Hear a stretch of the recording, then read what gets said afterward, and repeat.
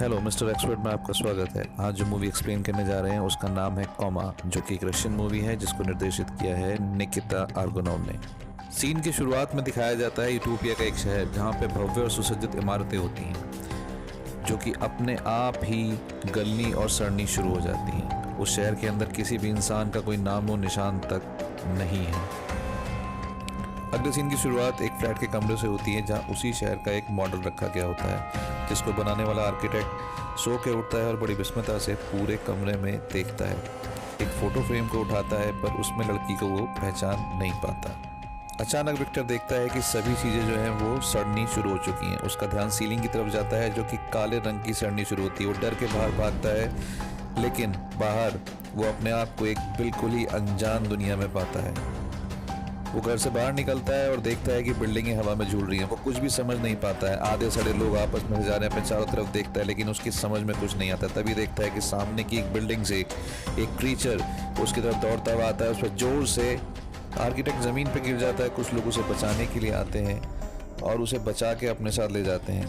Creature से बचने के लिए वो लोग यहाँ से वहाँ भागते रहते हैं। कुछ दूर जाके एक ऐसी जगह पर पहुँचते हैं जहाँ ग्रेविटी नाम की कोई चीज़ ही नहीं होती। विक्टर और फैंटम क्रीचर से बचने की पूरी कोशिश करते हैं और इधर से उधर भागते हैं। एक नदी के पास आते हैं जहाँ क्रीचर उनका पीछा करते हुए आता है और इसी में फैंटम क्रीचर के ऊपर हमला करता है जिसमें फैंटम के हाथ में चोट लग जाती है।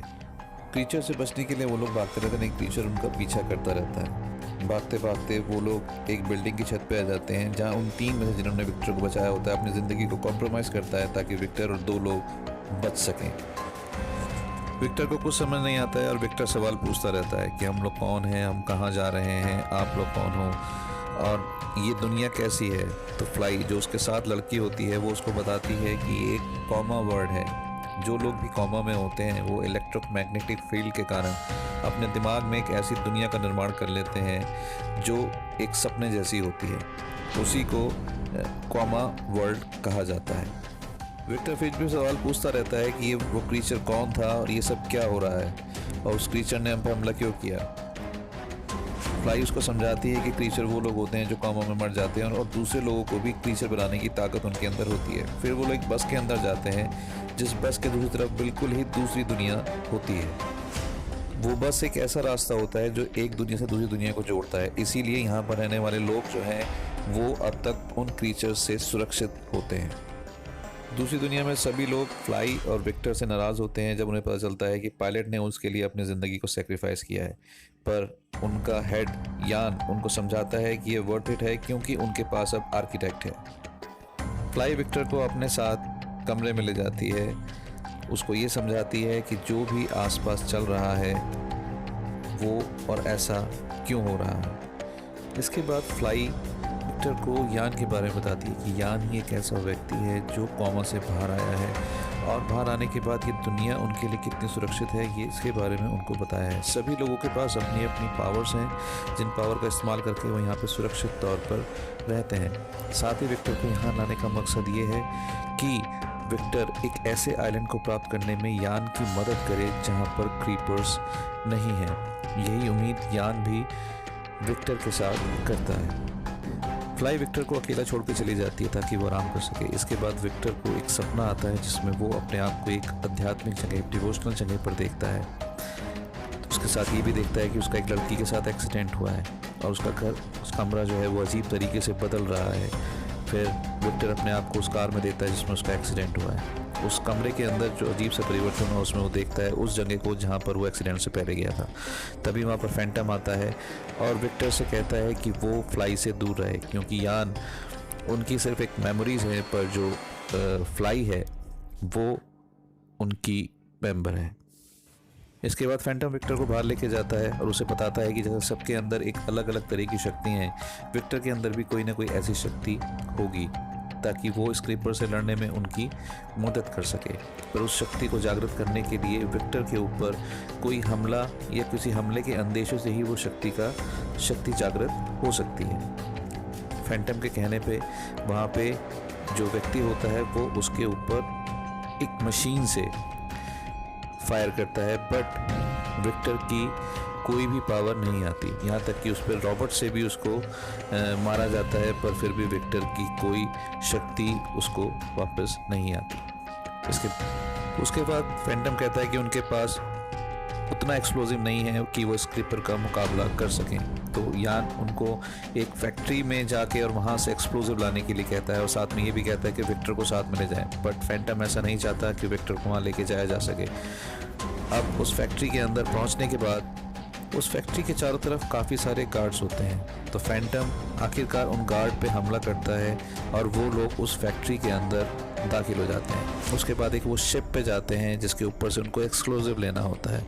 जब वो एक्सप्लोजिव ले रहे होते हैं तो दूर से स्क्रीपर्स आते हुए दिखाई देते हैं। फैंटम उनको कहता है कि नहीं, आप अपना काम जारी रखें, पर स्क्रीपर्स आगे बढ़ना शुरू हो जाते हैं। तब विक्टर अपनी वही ताकत जो उसके अंदर डेवलप हुई थी, उस इमेजिनेशन पावर से एक ब्रिज का निर्माण करता है जिससे वो व्यक्ति बच जाता है। फिर वो अपनी पुरानी जगह पर वापस आ जाते हैं।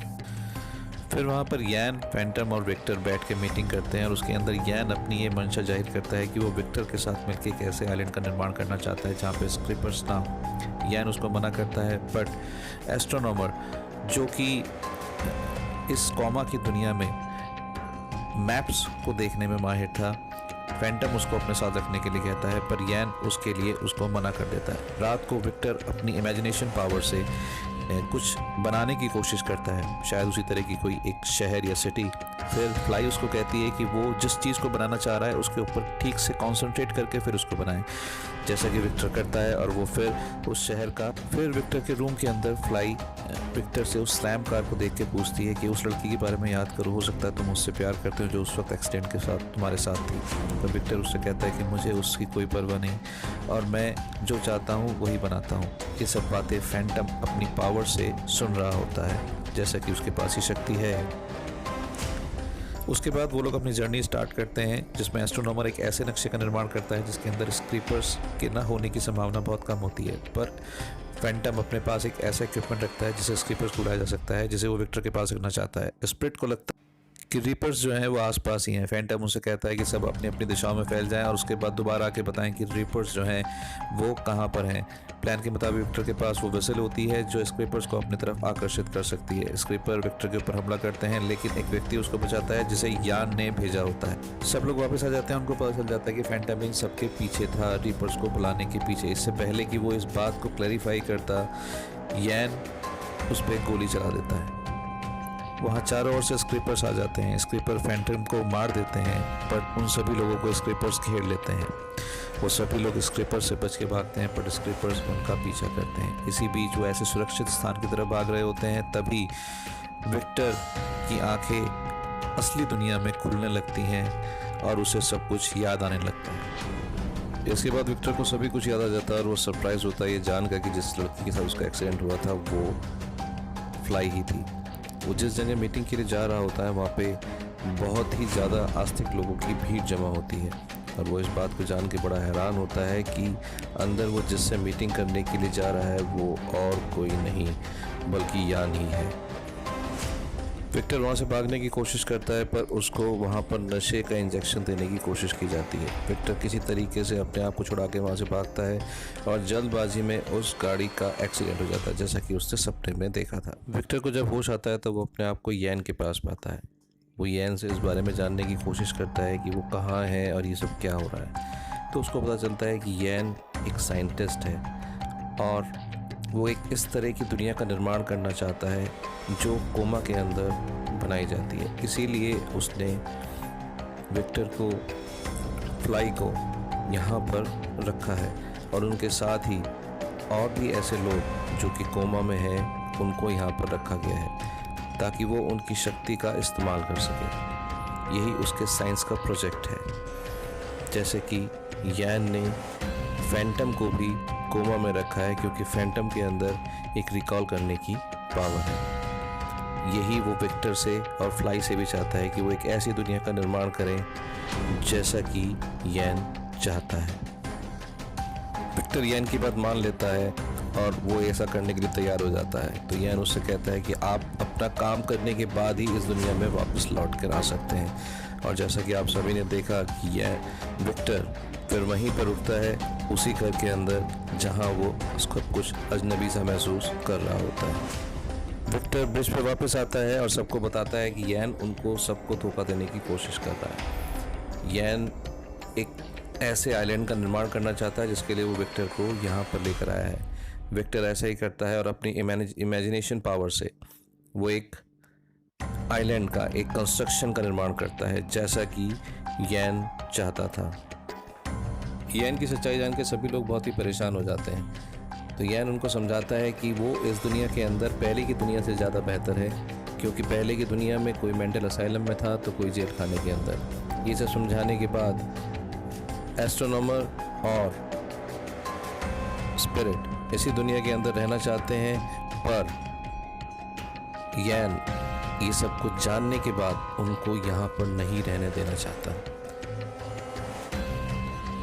ये सब जानने के बाद यैन दूसरी दुनिया में, जो कि सही दुनिया थी, वहाँ पर जहाँ पे ये लोग कोमा में थे, इन सभी के ब्रेन डेड करना शुरू कर देता है, जिसकी वजह से ये सभी लोग जो हैं ब्लर होना शुरू हो जाते हैं। विक्टर और फ्लाई उस बस के माध्यम से दूसरी दुनिया में जाने की कोशिश करते हैं और वो भागते हुए अपने उसी पुरानी जगह पर पहुंच जाते हैं जहां से उनका किडनैप किया गया था।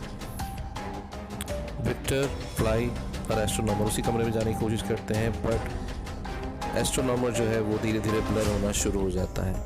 फ्लाई और विक्टर तभी वो पेंटिंग देते हैं जो पेंटिंग उन्होंने जहाँ पर वो कोमा में थे वहाँ पर देखी थी, जिसके माध्यम से वो वापस उस दुनिया के अंदर जा सकते हैं। यैन ऑलमोस्ट विक्टर को मारने ही वाला होता है कि तभी फैंटम, जो कि एक क्रिएचर बन चुका था, आकर यैन को मार देता है।